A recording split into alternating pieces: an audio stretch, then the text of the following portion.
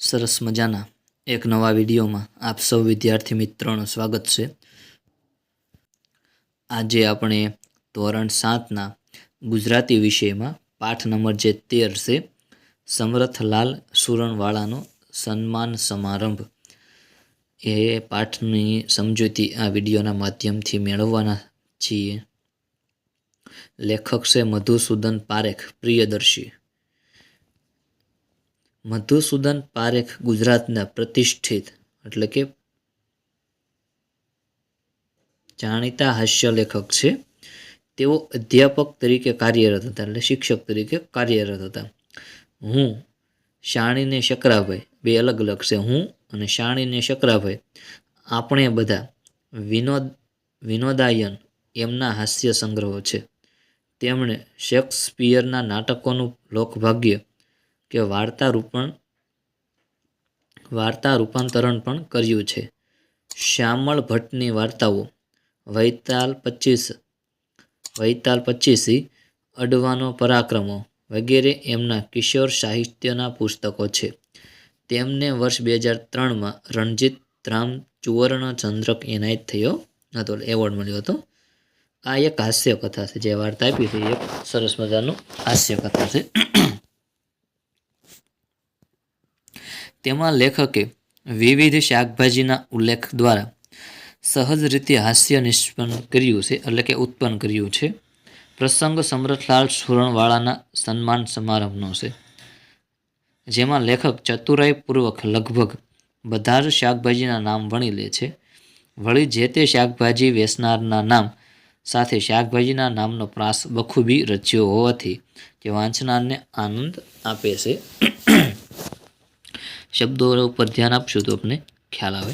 જોઈએ, શાક માર્કેટના પ્રમુખ સમરથલાલ સુરણવાળાને ગુજરાત ગાજરની સ્પર્ધામાં સરકારી ઇનામ મળ્યું હતું। હવે જે શાક માર્કેટના પ્રમુખ એટલે મેન વ્યક્તિ, મુખ્ય વ્યક્તિ, સભાપતિ કહો તો ચાલે અને અધ્યક્ષ કહો તો પણ ચાલે। જે શાક માર્કેટના પ્રમુખ એટલે મેન વ્યક્તિ, સભાપતિ, અધ્યક્ષ એટલે કે આખું એનું વહીવટ જે કરતા હોય એ સમરથલાલ સુરણવાળાને ગાજરની સ્પર્ધામાં સરકારી ઇનામ મળ્યું હતું। તેમણે 3.5 હાથનું ગાજર ઉગાડીને અગાઉના બધા વિક્રમો તોડી નાખ્યા હતા। એમણે જે ગાજર છે એ 3.5 હાથનું ઉગાડી કે આગળના જે વિક્રમ એટલે જે રેકોર્ડ હતા એ બધા તોડી નાખ્યા હતા। શાક માર્કેટના વેપારીઓએ સમરથલાલ સુરણવાળાનું ભવ્ય સન્માન કરવાનું નક્કી કર્યું। એટલે શાક માર્કેટના જે બધા વેપારીઓ હતા એણે સમરથલાલ સુરણવાળા જે છે એનું સન્માન કરવાનું નક્કી કર્યું। 500 રૂપિયા ભાડું ભરીને તેમણે ભવ્ય હોલ રાખ્યો। એટલે આ બધા જે વેપારીઓ છે એને 500 રૂપિયા એટલે કે 500 રૂપિયા ભાડું ભરીને એક મોટો હોલ રાખ્યો, એટલે મોટો રૂમ રાખ્યો। સ્ટેજ ઉપર અને દરવાજે ભાજીને કોથમીરના તોરણો બાંધવામાં આવ્યા। હવે લગ્ન પ્રસંગ હોય તો આપણે આસોપાલવના તોરણ બાંધીએ છીએ, એ રીતે અહીંયા શાકભાજીનો આખો પ્રસંગ છે બધો, તો સ્ટેજ ઉપર ભાજી અને કોથમીરના તોરણો એ બાંધે છે। પ્રમુખ તરીકે બટાકાના વેપારી બાબુલાલ બિરાજ્યા। હવે પ્રમુખ તરીકે કોણ આવે છે તો કે બાબુભાઈ જે છે બટાકાના વેપારી એ આવે છે। એમણે શાક માર્કેટના મંત્રી ફૂલાભાઈ ફણસીવાળાને શેઠ સુરણવાળાનો પરિચય આપવા વિનંતી કરી। બાબુલાલ જે છે એમણે કે મંત્રી જે છે એ ફૂલાભાઈ ફણસીવાળા એને આ સુરણવાળા જે ભાઈ છે એનો પરિચય આપવા વિનંતી કરી કે આખો સભાખંડ શાકના વેપારીઓથી ખીચોખીચ ભરાઈ ગયો હતો, એટલે કે આખો હાઉસફુલ થઈ ગયો હતો એમ પણ આપણે કહી શકીએ। ફણસીવાળાએ સમરથલાલ સુરણવાળાનો પરિચય આપતા કહ્યું, એટલે ફણસીવાળા ફૂલાભાઈ જે છે એને સુરણવાળા સમરથલાલ જે છે એનો પરિચય આપતા કહ્યું કે સમરથલાલ શેઠને હું 10 વર્ષથી ઓળખું છું, કે હું 10 વર્ષથી એને ઓળખું છું, કે એમના દાદા સુરણવાળા ભલે હોય એમણે ગાજરમાં ઇનામ મેળવ્યું છે, કે એના જે દાદા જે છે એ સુરણનો ધંધો કરે છે, એને સુરણવાળા જે છે એને સુરણનો ધંધો છે દાદાને, પણ આ ભાઈએ ગાજરમાં ઇનામ મેળવ્યું છે કે હજુ તો એમની ઉંમર 60 વર્ષની છે, છતાં એ સરકારી ઇનામ જીતી લાવ્યા છે. જે એની ઉંમર તો 60 વર્ષ છે, છતાં પણ તે ઇનામ જીતી લાવ્યા છે. કે મારી તો ભગવાનને પ્રાર્થના છે કે એ હવે મૂળાની હરીફાઈમાં કે ઇનામ મેળવે. જે ફુલાભાઈ ફણસીવાળા જે છે એ કહે છે કે મારી ઈચ્છા એવી છે કે ભગવાનને પ્રાર્થના એવી કરું છું કે મૂળાની હરીફાઈમાં કે ઇનામ મેળવી લાવે. કે ભગવાન એમના 100 વર્ષ પૂરા કરે એવી પ્રાર્થના, લે કે તેમને લાંબુ આયુષ્ય આપે કે એવી ભગવાન પાસે પ્રાર્થના.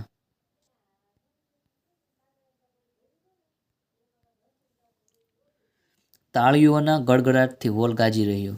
હવે જે ફુલાભાઈ ફણસીવાળા હતા એને પરિચય સુરણવાળાનો આપ્યો. એ જ્યારે પૂરું કરે છે ત્યારે તાળીઓના ગડગડાટથી આખો રૂમ છે જે ગાજી રહ્યો છે. પ્રમુખ શ્રીની વિનંતીથી લસણવાળા લલ્લુભાઈ એમને અભિનંદન આપવા ઊભા થયા. પ્રમુખની વિનંતી હતી. પ્રમુખ કોણ હતું? કે બાબુલાલ જે ભાઈ હતા બટાકાના વેપારી એ હતા. એટલે એની વિનંતીથી લસણવાળા લલ્લુભાઈએ એમને અભિનંદન આપવા ઊભા થયા. એટલે લસણવાળા જે લલ્લુભાઈ છે એ ઊભા થાય છે. ભાઈઓ, સમરથલાલ સુરણવાળા તો આપણા શાક માર્કેટની શોભા છે. કે લસણવાળા જે પ્રમુખ લસણવાળા લલ્લુભાઈ શું કહે છે કે સમરથલાલ જે સુરણવાળા છે એ તો શાક માર્કેટની શોભા છે. શાક સ્વાદિષ્ટ ને સુગંધીદાર બનાવવું હોય તો લસણ વિના ચાલે નહીં. એમ શાક માર્કેટને પણ સુવાછિત એટલે કે ચારું કરવામાં કે શેઠ સમરથલાલ સુરણવાળાનો ફાળો છે. જેમ આપણે શાક સ્વાદિષ્ટ ને સુગંધીદાર બનાવવું હોય તો એમાં લચ્છણ વગર ન હાલે. એવી જ રીતે કે સમરથલાલ જે શેઠ છે સુરણવાળા એણે કે શાક માર્કેટની જે સારું બનાવવામાં કે સુંદર કરવામાં કે એનો હાથ છે, એનો ફાળો છે. હું પ્રભુને પ્રાર્થના કરું છું કે સુરણવાળા શેઠની સુવાસ લસણની જેમ ચારે કોર ફેલાઈ જાય. એટલે એની સુરણવાળા જે શેઠ છે એની સુવાસ એટલે કે એનું નામ કે લસણની જેમ ચારે કોર ફેલાઈ જાય.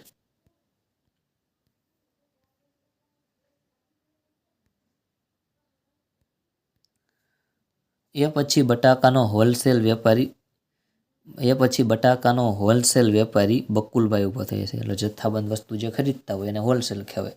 કે એ વેપારી બકુલભાઈ બટાકાના વેપારી જે છે એ ઊભા થાય છે. તેણે કહ્યું કે મારો ને સુરણવાળા શેઠનો સંબંધ અદ્ભુત છે, એટલે કે અનોખો છે. હવે કે એ સુરણવાળાને હું બટાકાવાળો, એ સુરણવાળા છે ને હું બટાકાવાળો છું. અમે બંને ફરાળી. જે શેઠનો સ્વભાવ મને તો બટાકા જેવો જ લાગે છે. હવે એ ભાઈ બટાકાવાળા એટલે તો બટાકાના જ વખાણ કરવાના છે. કે શેઠનો સ્વભાવ તો મને બટાકા જેવો જ લાગે છે. કે મોટા વેપારીથી માંડીને નાના રેકડીવાળા સાથે, પોલીસ જમાદારથી માંડીને ફોજદાર, પ્રધાનથી માંડીને પટ્ટાવાળા સાથે તરત મિક્સ થઈ જાય. બટેટું જેમ બધા સાથે મિક્સ થઈ જાય એમ જે આ સમરથલાલ સુરણવાળા જે છે એ રેકડીવાળા સામાન્ય માણસ હોય, પોલીસવાળા હોય, મોટા વ્યક્તિ હોય, જે પ્રધાનથી માંડીને પટ્ટાવાળા કોઈ પણ વ્યક્તિ હોય એને બધા સાથે એ તરત જ પડી જાય છે. કે બટાકો જેમ રીંગણ સાથે, જો બટાકું જો રીંગણ સાથે, દૂધી સાથે, કારેલા, શક્કરિયા, ટામેટા અને વટાણા સાથે મિક્સ થઈ જાય છે. હવે જો રીંગણ છે ને બટાકું એ રીંગણા સાથે હોય, દૂધી સાથે હોય, કારેલા, શક્કરિયા, ટામેટા અને વટાણા સાથે ભળગી જાય છે. તેમ આપણા સુરણવાળા શેઠ પણ બટાકાની માફક મળતાવડા છે. એટલે કે હળી મળીને, એમ કે માફક એટલે તરત ને મળતાવડા એટલે કે મળી જવું એમ છે. કે એ જે સમરથલાલ જે સુરણવાળા જે છે એ બધા સાથે કે મળી જાય છે, ભળી જાય છે. કે બીજું મારે કહેવાનું કે જેમ બધા શાકમાં બટાકો બધાનો માનીતો છે, એમ કે મહિલાઓને બટાકા ભાવે, પુરુષોને તો ભાવે જ નહીં, છોકરાઓ તો બટાકાનો સ્વાદ હોશે માણે. એ રીતે સુરણવાળા શેઠ પણ બધાના માનીતા છે. બટાકું બધા સાથે ભળી જાય છે એમ કે સમરથલાલ જે છે સુરણવાળા એ પણ જે મહિલાઓ જે બટાકો ભાવે, પુરુષોને ભાવે, છોકરાઓને ભાવે, એમ કે જે સુરણવાળા જે શેઠ છે એ બધાની સાથે ભળી જાય, માનીતા છે બધાના, એમ બધામાં ચાલે એમ. કોથમીર વેચનારી બાઈને 5-10 રૂપિયાની ભીડ પડી હોય તો એ શેઠ પાસે આવે. હવે કોથમરી વેચનારભાઈને 5-10 રૂપિયાની કંઈક જરૂર પડી હોય, એવું કંઈક થયું હોય, તો એ તરત જ સમરથલાલ શેઠ પાસે આવે છે. માર્કેટના ઝાડુવાળાઓને કે લગ્ન માટે લોન જોઈતી હોય તો સુરણવાળા તૈયાર જ હોય, અને કોઈ વેપારી નાણાં ભીડમાં હોય તો એ સુરણવાળા તેને સહાય કરે. વિચાર કરો તમે કે માર્કેટના ઝાડુવાળા જે લોકો હોય એને પૈસાની જરૂર હોય તો એ સુરણવાળા ભાઈ પાસે આવે. પછી વેપારી હોય તો એને નાણાંની પૈસાની જરૂર હોય અથવા તો અહીંયા ફસાઈ ગયો હોય તો પણ એ સુરણવાળા ભાઈ પાસે આવે. કે આ બધા જ લોકોને તે સહાય કરે છે. કે એટલે જ હું કહું છું કે જેમ બટાકો સહુને પ્રિય છે તેમ આપણા સુરણવાળા શેઠ પણ બધામાં પ્રિય છે. એટલે જ કેવું છે કે બટાકું બધાને જેમ ગમે છે, બધાને પ્રિય છે, એમ સમરથલાલ શેઠ પણ બધાના પ્રિય છે. આ વખતે તો તેમણે ગાજરમાં ઇનામ મેળવ્યું છે કે હું સુરણવાળાને અપીલ કરું છું કે હવે 2 મણનો મોટો બટાકો ઉગાડીને તે બીજું ધરખમ એટલે કે મોટું ઇનામ જીતી લાવે. કે આ વખતે તો એને ગાજરમાં ઇનામ મળ્યું છે, પણ હું એવી અપીલ કરું છું કે આગળ જતા કે 2 મણનો કે મોટો બટાકો ઉગાડીને કે તે બીજું ધરખમ ઇનામ જીતી લાવે. સરસ મજાનો પાઠ જે છે એનો ભાગ 1 આપણે અહીંયા સુધી રાખીએ છીએ.